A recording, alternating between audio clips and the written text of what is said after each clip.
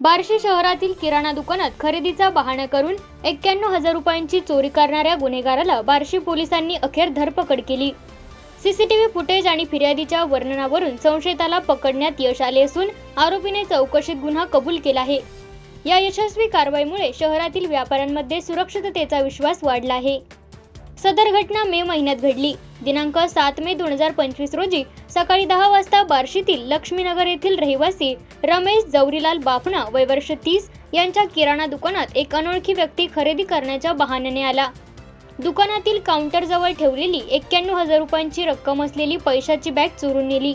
याबाबत बाफना यांनी दिलेल्या फिर्यादीवरून तात्काळ बार्शी शहर पोलीस ठाण्यात गुन्हा दाखल करण्यात आला। तपासादरम्यान दुकानातील सीसीटीव्ही फुटेजमध्ये चोराच्या वर्णनाची माहिती मिळाली। या आधारे पथकाने संशयिताची शोध मोहीम सुरू केली। अखेर दिनांक 15 सप्टेंबर 2025 रोजी गुन्हे प्रगटीकरण पथक प्रमुख उपनिरीक्षक उमाकांत कुंजीर यांच्या नेतृत्वाखालील पथकाने उपळाई रोड बार्शी परिसरात पेट्रोलिंग करताना संशयिताला पकडले।